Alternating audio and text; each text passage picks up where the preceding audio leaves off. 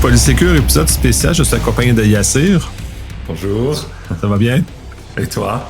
Très bien aussi.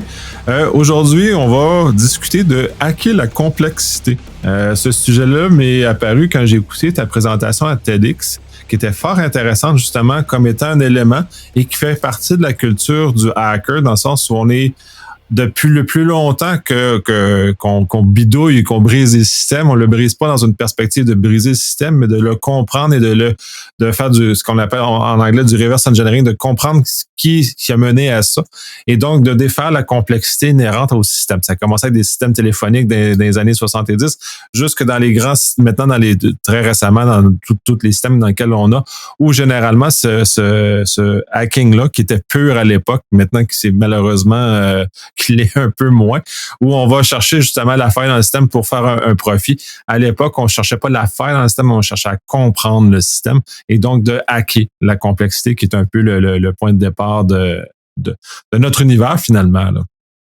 Oui. Bah, écoute, exactement. Alors, c'est un sujet très vaste. Je pense qu'effectivement, commencer par la complexité comme discipline, parce que c'est une discipline philosophique qui existe, c'est aussi une discipline pluridisciplinaire, si je peux le dire, qui est à la rencontre de la philosophie, des sciences de l'information, de la cybernétique, tel qu'on pourrait le voir par exemple chez des philosophes comme Edgar Morin et aussi de la biologie et tout un tas de disciplines en fait qui tournent autour et qui soulignent le fait que si on accepte la manière avec laquelle les scientifiques décrivent notre histoire, c'est-à-dire partir du Big Bang et arriver jusqu'à ce qu'on est en train de vivre aujourd'hui, d'un côté avec cette explosion d'un premier momentum en fait, un premier momentum en tout cas celui qu'on arrive à le voir, et partir de grains de poussière qui vont tourner de plus en plus jusqu'à donner des planètes sur lesquelles il y aura des premières cellules embryonnaires qui vont elles-mêmes se recasser, qui vont se déployer. En fait, la vie va du plus simple au plus complexe, si on suit ce schéma-là. On va de l'unitaire jusqu'à de nouvelles espèces animales, végétales, qui elles-mêmes donnent lieu à de nouvelles espèces, à de nouvelles mutations.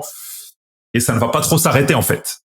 Et en fait, plus on avancera, plus le réel sera complexe. C'est-à-dire, quand on parle de complexe, dans le cadre de la pensée complexe, c'est-à-dire un système avec énormément de parties prenantes, avec des interactions entre elles, qui font que le système a un but défini. Et c'est là où c'est un peu différent du chaos, d'accord? Donc l'idée, c'est pas juste d'avoir des imbrications dans tous les sens qui font quoi, c'est d'avoir des imbrications qui créent un projet. Par exemple, un être humain, c'est un ensemble de cellules. Si tu regardes l'humain au bout, c'est des atomes, puis tout d'un coup, on a des cellules, puis tout d'un coup, on a des tissus, puis on a de l'os, puis on a des muscles, puis on a des veines, puis on a un cœur qui bat, puis on a des yeux, puis on a du cerveau, puis on a de la réflexion. Et ça te donne un être dont l'objectif, c'est de reproduire et de continuer de vivre et de reproduire lui-même des mêmes modèles que ceux sur lesquels il a été construit. C'est ce qu'on va trouver aussi dans une équipe, par exemple, de foot. C'est des individus qui sont différents, qui ne sont pas nés au même lieu, mais ils sont là avec des règles de fonctionnement entre eux dans un jeu défini, qui sont là pour gagner. Bon, voilà, ça c'est important à avoir en tête parce que sinon, tout devient système complexe et on peut se perdre. Et donc, c'est vrai que ce point de départ-là, qui est de ce constat de dire, en fait, cette complexité inhérente à notre monde qui bouge nécessite de revoir les grilles avec lesquelles on analyse le monde. Par exemple, à un moment, on avait des grilles de la physique mécanique, newtonienne, puis il y a de nouvelles grilles qui se sont rajoutées. Et aujourd'hui, on se rend compte que, en fait, il faut à peu près utiliser toutes les grilles, la biologie, l'anthropologie, la physique, les sciences de l'information, pour pouvoir comprendre nos sociétés. C'est pas évident. C'est pas évident parce que, a priori, des différentes études neurologiques ou biologiques qui existent, le cerveau humain, de manière très caricaturale, je m'en excuse, a été créé au début pour très vite prendre des décisions.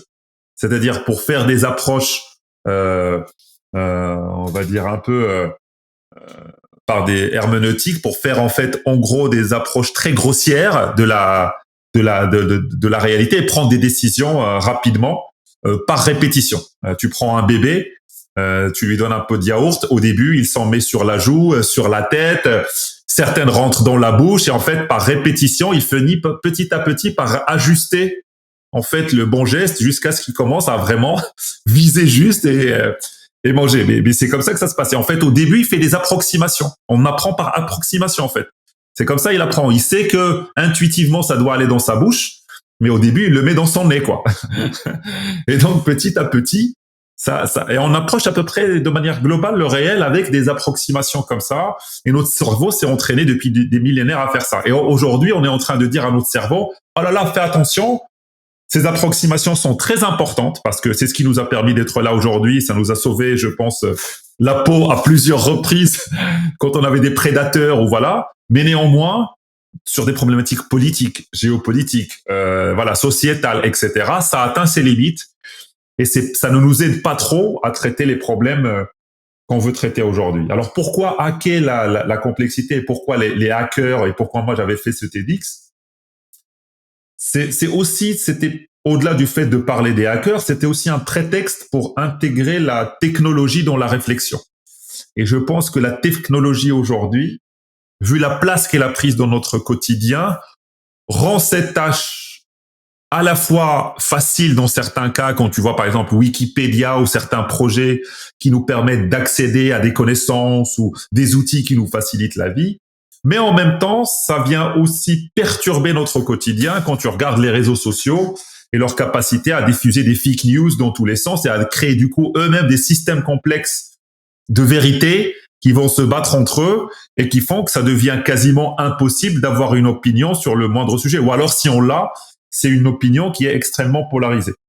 Et donc, en fait, si tu me permets, c'est une grande digression. En fait, il y a une brèche philosophique qui fait que, et on pourra en parler un peu plus en détail si tu le souhaites, qui fait que la technologie, en fin de compte, c'est le poison et l'antidote qui va peut-être nous permettre de revoir notre modèle de réflexion, certainement pas pour résoudre cette difficulté de la complexité une bonne fois pour toutes, mais au moins pour avoir de nouveaux paradigmes qui vont nous permettre de sortir de la crise qu'on est en train de traverser aujourd'hui, parce que c'est ce qui se passe. La crise qu'on est en train de traverser aujourd'hui, et je pense tout le monde l'exprime en disant c'est difficile de donner du sens à notre monde, on ne sait pas où le monde va avec les problèmes climatologiques, etc. Ben, il vient du fait qu'il y a un décalage entre les pratiques qu'on subit au quotidien, qu'on fait nous-mêmes. Hein. Moi, tout ce que je vais dire, moi-même, je fais des fois des approximations, je raconte n'importe quoi, j'ai des opinions totalement extrapolées sur des sujets. Moi-même, je suis victime des réseaux sociaux. Moi-même, je me bats pour me déconnecter des réseaux sociaux. J'arrive à le faire dans certains cas, dans d'autres, je peux pas m'empêcher de faire un peu le voyeur et de regarder des émissions à la con, ce qui se passe dessus. Voilà, je pense que sur ça, il faut être assez humble. Mais toujours est-il que, plus globalement, on sent qu'à l'échelle de l'humanité, il y a un truc qui coince, quoi. Enfin, voilà. Et puis après, il y a aussi pas mal d'études qui le démontrent. Donc voilà. Donc il y a une brèche philosophique. Bon, je pourrais en parler un peu plus en détail, mais qui fait que la technologie n'a pas été pensée proprement, n'a pas été pratiquée et qu'aujourd'hui, elle accentue cet effet d'être dépassé par le quotidien. Tu le vois chez des parents qui disent ah là là, mes enfants avec TikTok ou avec voilà des gens qui veulent publier des recherches scientifiques par tweet, quoi.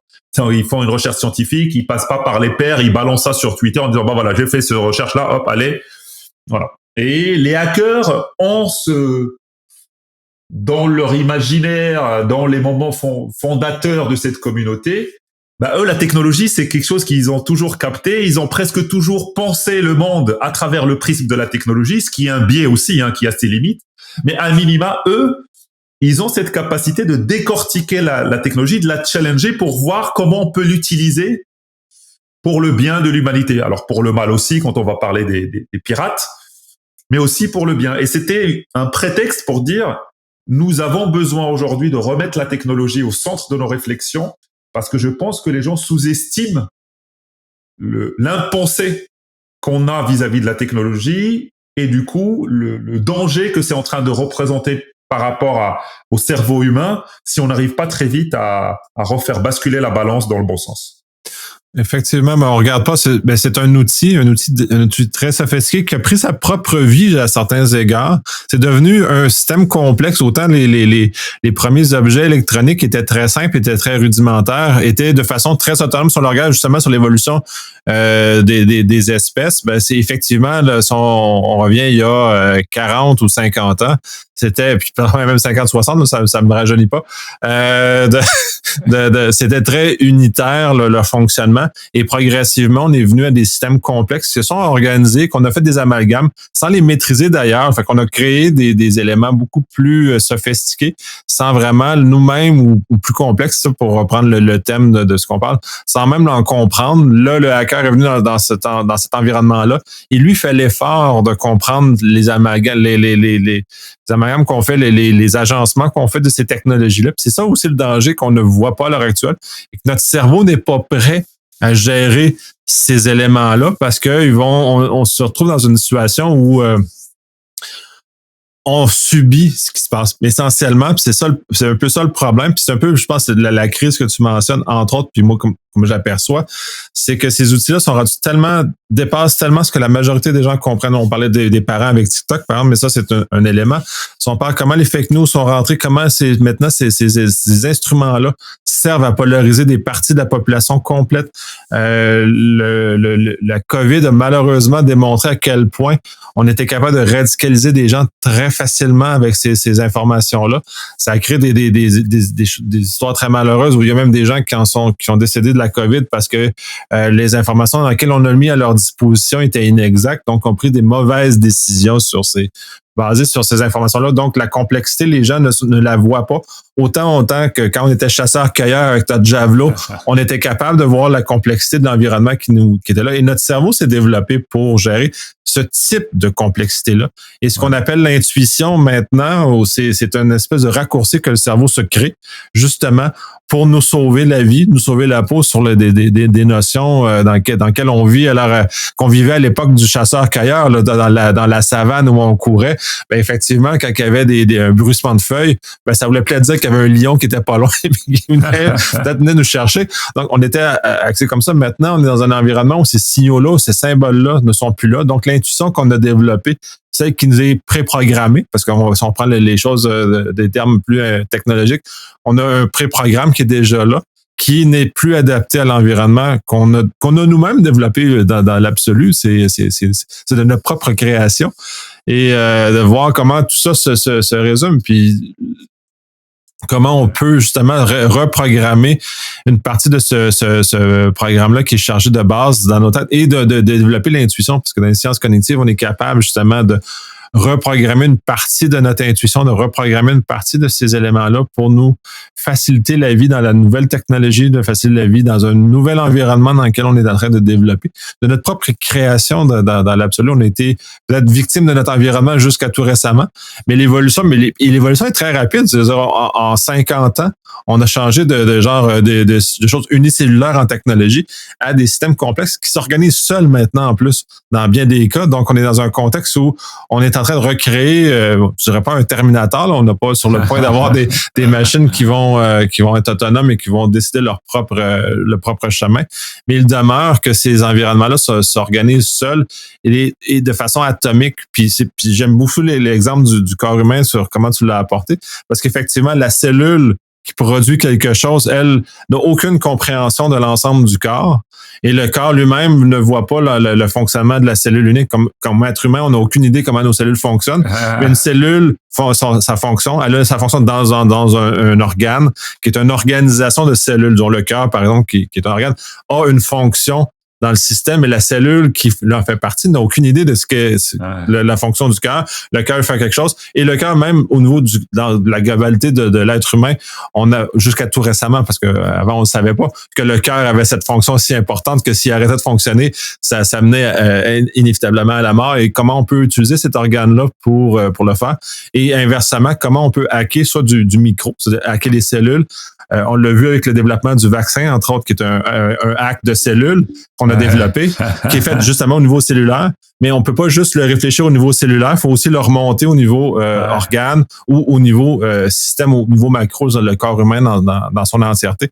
Et quand tu dis le mélange, puis juste sur l'être humain, là, on parle même pas des effets sociaux, juste comprendre l'être humain, ça prend du pluridisciplinaire pour être capable de réussir à tirer tout ce qu'on est capable d'en faire de la médecine, puis de comment on peut soigner et améliorer la qualité de vie de l'humain. Et même chose au niveau social, comment au niveau politique, comment l'organisation des choses, comment les gens s'organisent, comment les choses, tu parlais dans ta présentation justement des oiseaux. Oui. Comment ils s'organisent spontanément. Exact. Et c'est de l'organisation spontanée, puis c'est très fascinant d'observer ça. Comme moi, je suis toujours fasciné à quel point on voit toute ce naturel d'organisation-là qui est programmé que par des êtres autonomes qui se placent dans le grand ensemble. Les abeilles, c'est la même chose. Les abeilles, c'est plus unitaire parce qu'ils n'ont pas une grande capacité de réflexion, contrairement à des oiseaux qui ont une plus grande capacité de réflexion. Donc, ils sont capables de plus de souplesse, plus d'improvisation face aux insectes qui ont moins une grande capacité d'improvisation puisqu'ils sont des unités programmées beaucoup plus petites. Écoute, non mais effectivement, c'est ça ce qui est fascinant et tout ce que tu es en train de décrire. Et c'est là où, par exemple, les travaux sur la pensée complexe. Alors, il y a beaucoup de cadres de pensée complexe. Moi, je prendrais souvent celui d'Edgar Morin. Voilà, dans tout ce que je vais dire, mais il y en a d'autres. Et puis même les modèles d'Edgar Morin sont un peu remis en question à certains niveaux. Mais c'est aussi l'intérêt de la science. Mais je le prends parce que je trouve qu'il y a un côté très vulgarisateur, pédagogique, qui est assez intéressant. Donc typiquement, quand on va penser ces problèmes-là, qu'est-ce que ça veut nous dire? Qu'est-ce qu'on se dit en fin de compte? C'est-à-dire qu'il faut qu'on repense notre manière notre système de pensée. Et donc, dans ce système de pensée, ce qu'il faut faire, c'est les 3 grandes disciplines qu'on doit mobiliser. C'est la théorie de l'information, donc qui traite de quelque part l'ordre, la redondance et le désordre, le bruit. D'accord, et comment on extrait à nouveau de l'information elle-même. Le deuxième, ça va être la cybernétique, donc les disciplines de cybernétique. Et ce qui va être très intéressant, en tout cas ce que surtout Edgar Morin a retenu de la cybernétique, c'est ce qu'on appelle les feedback loops, les boucles de feedback, qui sont extrêmement intéressantes pour la réorganisation d'un système. Par exemple, le corps humain, il a des capteurs de chaleur, il capte la chaleur, il fait très froid, il envoie un signal au corps, le corps se met à trembler, il tremble pour justement que les muscles se chauffent, il réchauffe la température et ainsi de suite. Il commence à faire chaud, il envoie un signal, on commence à enlever ses vêtements et en fait, et c'est ce qu'on va trouver d'ailleurs dans un chauffage avec un système complexe à la maison. On va avoir la même chose, un capteur et il s'auto-régule en fait. La feedback loop, c'est ce qui permet à un système complexe de s'auto-réguler. Et donc ça, c'est quelque chose qu'il a récupéré dans la cybernétique. Et puis après, il s'est aussi installé il a beaucoup étudié les systèmes complexes où il s'est appuyé sur les théories des systèmes. Et donc dans les théories des systèmes, on parlait tout à l'heure, on va voir par exemple, les principes d'émergence. C'est-à-dire que quand tu regardes comme tu disais, voilà, une envolée d'oiseaux, des fois, tu as l'impression qu'il crée un nouveau corps à part entière qui se déplace et tu as l'impression qu'il y a quelqu'un qui guide ça, mais en fait, c'est chaque individu à part entière qui respecte des règles très simples. Quand tu te décales comme ci, il faut faire attention. Quand tu te décales comme ça, il faut faire attention à ça. Et au niveau global, tu as ce qu'on appelle une émergence, c'est-à-dire qu'il y a une nouvelle forme, une nouvelle sorte d'entité qui apparaît avec ses propres règles. Tu prends l'individu tout seul, je caricature. On va prendre un côté anthropologique, par exemple. Au niveau de l'être humain, je pense que chaque individu seul n'a pas grand-chose à cirer du Père Noël, quoi. Il n'y a pas quelqu'un, tu vois. Mais quand tu prends des sociétés, elles se créent des rituels. C'est-à-dire que dans le fonctionnement de l'être humain, n'a pas besoin du Père Noël au quotidien pour. Et pourtant, quand tu mets des individus entre eux, ils arrivent à se créer un rituel, une nouvelle organisation, où une fois par an, ils doivent se retrouver pour manger ensemble, s'offrir des cadeaux, parce que le Père Noël est passé. Et donc ça sort de nulle part. Les cellules, au niveau du corps humain biologique, n'ont jamais dit « Oh, le Père Noël, attends, moi, si tu mets pas le Père Noël, j'arrête mon développement, tu vois ?» Et pourtant, t'as cette émergence-là, t'as des trucs comme ça qui émergent, ou même quand tu vois les mouvements de foule, ou un truc très intéressant, si tu entends, il y a plein de vidéos d'applaudissements. Tu vas entendre au début, quand les gens commencent à applaudir, que chacun applaudit n'importe comment. et qu'à un moment, tout le monde commence à applaudir en même temps, sans qu'il y ait quelqu'un qui se lève et qui dise non mais attends, toi ralentis un peu, non toi il faut que tu accélères. Et en fait, c'est ça les émergences, c'est de voir une sorte d'organisation au global sortir, qui crée de nouvelles propriétés à l'ensemble, qui n'existent pas donc on va dire dans les éléments unitaires. Tu peux prendre ça par exemple dans l'eau, H2O. Si tu prends l'oxygène à part et l'hydrogène à part, ils sont pas liquides. Ils sont pas. Tu les mets ensemble, tu mets H2 avec eau, tu les mets, ça te donne de l'eau. Je caricature un peu, et du coup tu vois une nouvelle propriété que tu ne verrais pas si tu avais scindé les deux et si tu avais analysé chacun à part. Et c'est tout le problème des fois avec les approches cartésiennes, trop cartésiennes, dont on va décomposer le problème. En fait, quand tu décomposes le problème, tu perds des propriétés au global que tu ne retrouveras plus au niveau élémentaire. Et il rajoute généralement, Edgar Morin, il rajoute 3 grands principes qui permettent d'expliquer un peu comment marchent les systèmes complexes. Le premier, c'est l'auto-éco-organisation. Le deuxième, c'est la dialogique. Et le troisième, c'est le principe hologrammatique. Alors, tout ça, ça a l'air d'être des trucs barbares, mais voilà, c'est des choses assez intuitives. Auto-organisatrice, c'est quelque part le producteur produit quelque chose qui reproduit le producteur. Un être humain produit des enfants qui eux-mêmes vont reproduire des enfants et ainsi de suite. Le problème, les problématiques dialogiques, tu les connais, c'est sans faire dans l'ésotérique, mais la vie naît de la mort et la mort naît de la vie. Ben, ça, c'est ce que tu vas avoir avec l'entropie et la négantropie. Tu vois, par exemple, quand tu analyses les corps humains, tu as un principe d'entropie inhérent. Et l'entropie, c'est la mort. L'entropie, c'est ce qui fait que tout va exploser, tout devient poussière. N'importe quel corps, il y a une force inhérente qui fait qu'il doit se désintégrer, suivant le mouvement du Big Bang. Si tu peux pas y échapper, en fait. Mais l'une des particularités justement d'un système complexe, c'est qu'il va avoir une dualité avec une organisation qui va essayer de ralentir l'entropie. Et c'est pour ça d'ailleurs qu'on parle d'organisme, parce qu'il y a une organisation derrière qui donne lieu à un vivant. Donc le corps humain, il absorbe cette entropie, et par le système du cœur qui pompe le sang, qu'il récupère, qu'il fait tourner et autres, en fait, il retarde cette entropie et ça donne la vie jusqu'au moment où l'entropie prend le dessus. Et donc, il y a un truc qui part, un nerf qui explose ou un truc qui s'arrête et voilà, ça s'arrête. Et le dernier, c'est hologrammatique, où le principe hologrammatique, pour le faire de manière très simple, si tu prends l'ADN d'une cellule, tu trouveras la même chose que l'ADN de tout ce que partage le global, quoi. Donc, que tu descendes au niveau macro ou au niveau le plus micro, ben en fait, tu retrouves toujours les mêmes propriétés qui se retrouvent encore présentes. Et tous ces modèles-là, le premier défi de tout ça, c'est que on va pas forcément l'utiliser au quotidien. Tu vois, au quotidien, les gens, ils vont te dire, ah, ça ressemble au yin et yang des asiatiques, etc. Mais le vrai défi de tous ces éléments-là, c'est comment repenser la démarche scientifique. Parce que typiquement, Edgar Morin, c'est ça ce qui l'intéresse. C'est comment, du coup, la science peut se remettre en question, comme elle le fait toujours d'ailleurs, pour enrichir en fait son spectre d'analyse et pour pouvoir intégrer des choses qu'elle n'a pas l'habitude d'intégrer dans ses modèles. Et tu vois, par rapport à ça, et tu m'excuses, j'ouvre les perspectives de la discussion. Il y a Edgar Morin d'un côté, mais il y a un autre penseur qui nous a quittés, paix à son âme, qui s'appelle Bernard Stiegler. Et lui, c'est un philosophe de la technique et de la technologie. Vraiment, c'est un des rares qui a réellement travaillé sur la technique et la technologie. Et lui, il a fait une analyse, un constat extrêmement intéressant sur cette histoire de technologie, parce que je vais essayer de lier les deux. D'un côté, la réflexion, la philosophique sur la complexité, et quand même la technologie, pourquoi c'est important. Il a fait une généalogie de la philosophie occidentale, si on peut appeler ça comme ça. Et il dit, historiquement, on a tous hérité de la pensée un peu d'Aristote. D'accord? Dans le sens où toute sa philosophie s'est construite contre les sophistes. les sophistes qui étaient vécus comme des manipulateurs, etc.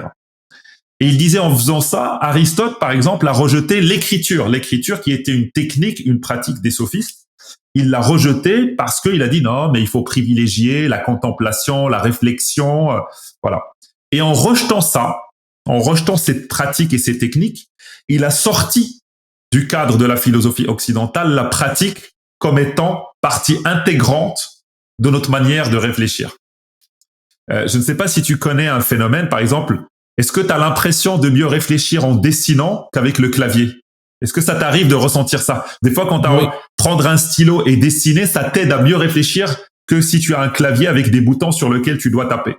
Oui, le geste mécanique est très important. Même dans la mémorisation du contenu, il est très important, d'où l'écriture et le reflet de ça. Et même en neurosciences, on va beaucoup regarder ça, ce qu'appelle le MDR, justement, est une des stratégies pour soigner certains traumatismes et qui n'est basé que sur le mouvement des yeux. Et le mouvement des yeux va reformater les souvenirs qu'on a. Donc, c'est très puissant. Le corps a un effet très puissant sur notre esprit. Puis ça, certaines personnes n'aiment pas cette idée-là, mais la réalité, elle est là. On est dans un ensemble, un système complexe qui s'auto-alimente. Le cerveau ne vit pas tout seul dans sa bulle. Il est parti d'un ensemble qui lui-même est plus grand que le cerveau. Donc, les éléments comme ça. Et donc, puis on découle à l'environnement, puis on découle tous les effets qui s'en suivent, là. Yes. Écoute, j'ai tu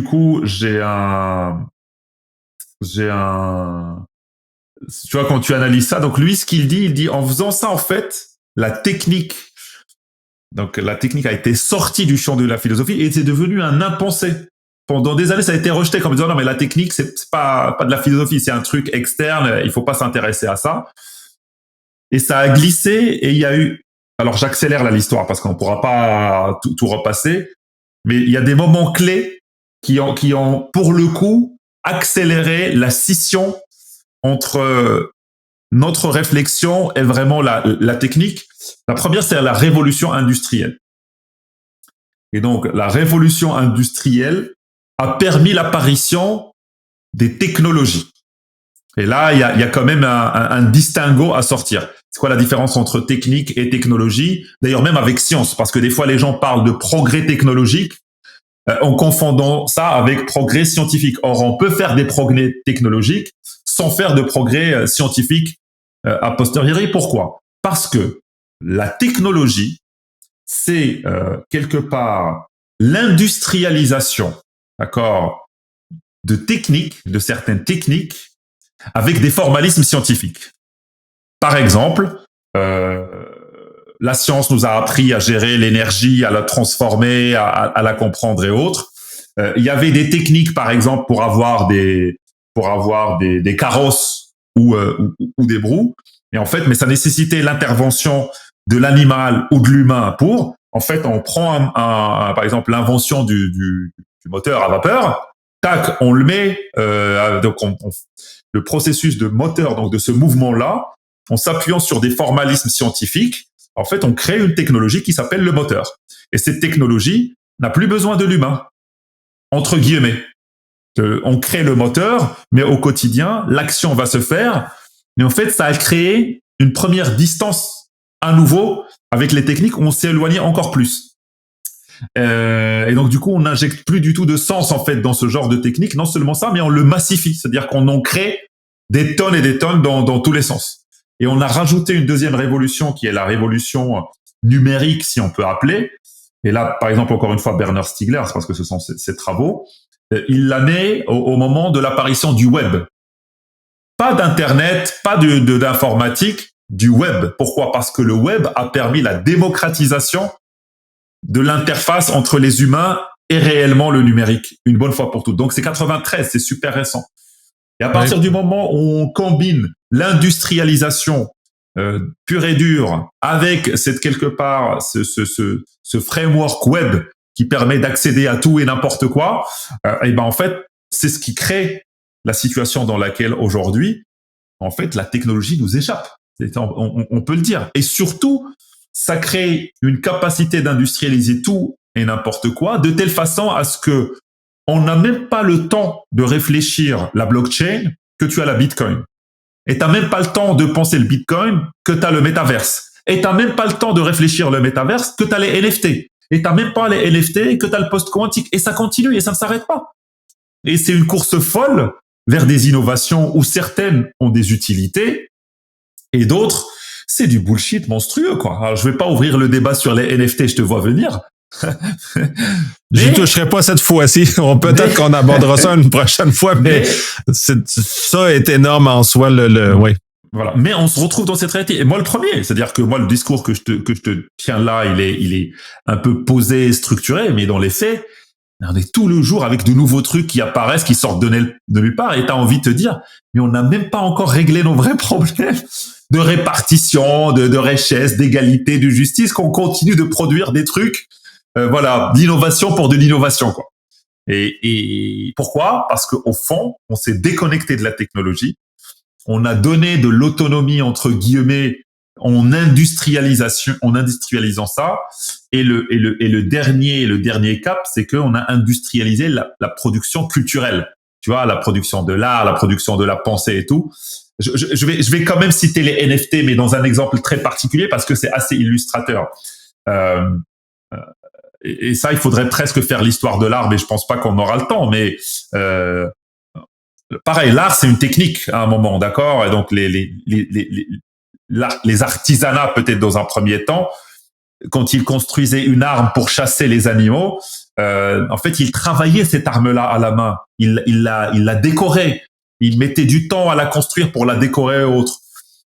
Non pas parce que la décoration allait faire que il allait mieux chasser, absolument pas. Mais parce que les chasseurs à l'époque devaient donner du sens à cette action-là, de tuer cet animal. Et ils savaient au fond d'eux qu'en tuant cet animal, il arrachait quelque chose à la vie. Donc il y avait quelque chose de sanctuaire dans leur action en fait. Et donc l'art qui était gratuit était divin. C'était une manière d'injecter du sens en fait dans ce qu'on a fait. Ce qui a été transformé avec l'arrivée de la révolution industrielle, dans l'apparition de l'artiste autonome qui fait de l'art pour lui-même, parce que la révolution industrielle s'est accompagnée avec philosophiquement la mort de Dieu. Voilà, ça c'est, et qui a fait que, en fait, on a eu l'artiste unitaire qui faisait de l'art pour la beauté, pour le geste et tout. Et donc, dans ce cadre-là, il y avait des techniques. Enfin, il y a plein de choses sur l'art en soi-même, mais je le prends exprès. Mais il y avait toujours ce côté où, quoi qu'il en soit, l'artiste injectait sa singularité dans l'œuvre d'art. Les NFT, par exemple, les gens qui vendent des photos de singes produites par un algorithme qui change de manière aléatoire les couleurs, enfin, c'est un moment, on peut passer autant de temps qu'on veut. C'est quoi la singularité de cette histoire-là? Surtout quand on sait que derrière, le but du jeu, c'est que c'est avec ça, je vais devenir riche en quelques secondes. Donc pourquoi ne pas devenir riche? Moi, j'ai pas de problème. Mais quand on connaît le concept et quand on voit la confusion dans laquelle on veut amener les gens sur la création de la valeur, l'injection de la beauté et de l'art dans un truc où c'est un algorithme qui produit des copies de singes avec des couleurs différentes. Mais ça c'est terrible de transformer, tu l'as bien démontré, de la transformer de l'art au sens où il y avait un sens et justement c'était dans un contexte, à de l'art, je veux devenir riche.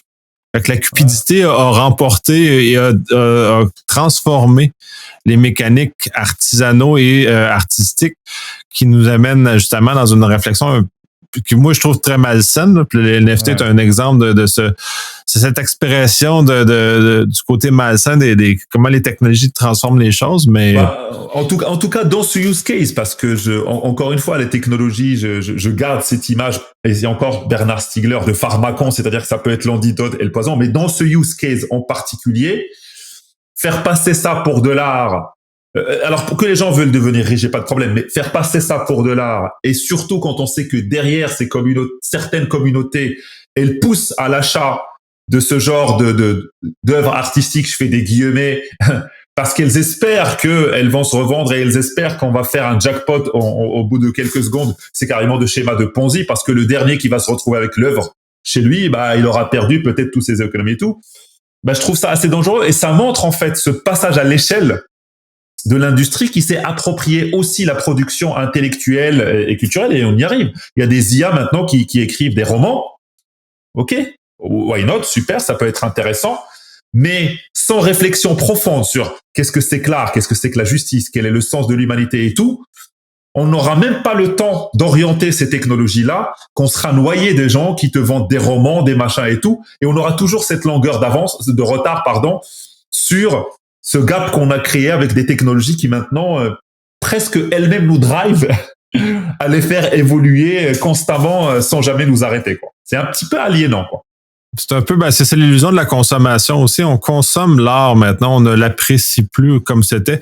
Donc, on est cette course-là est une course de consommation parce que cette vitesse de production-là n'a aucun sens au sens artistique parce que l'art n'est pas la production. L'art, c'est une expression d'une spiritualité, dans le fond, on est en train de désincarner l'humain à travers les technologies, à travers ces différentes plateformes-là. Je vais conclure sur ça cette fois-ci. Là, je pense que j'étais ambitieux de dire qu'on pouvait faire ça dans un temps raisonnable. Je pense qu'on va devoir répéter l'expérience à plusieurs petites bouchées parce que c'est quand même un sujet c'est très complexe comme sujet. Je pense j'ai été peut-être un peu ambitieux. On la ferme sur celle-là. C'est juste dans le fond un premier pas qu'on fait dans l'espace de la complexité. C'est très intéressant puis ça m'a comme brassé beaucoup d'idées. En tout cas pour ma part, on va se redonner une deuxième occasion d'en reparler. Avec grand plaisir. Écoute, merci en tout cas pour la discussion, toujours un plaisir. Et puis à très vite, quoi. Merci.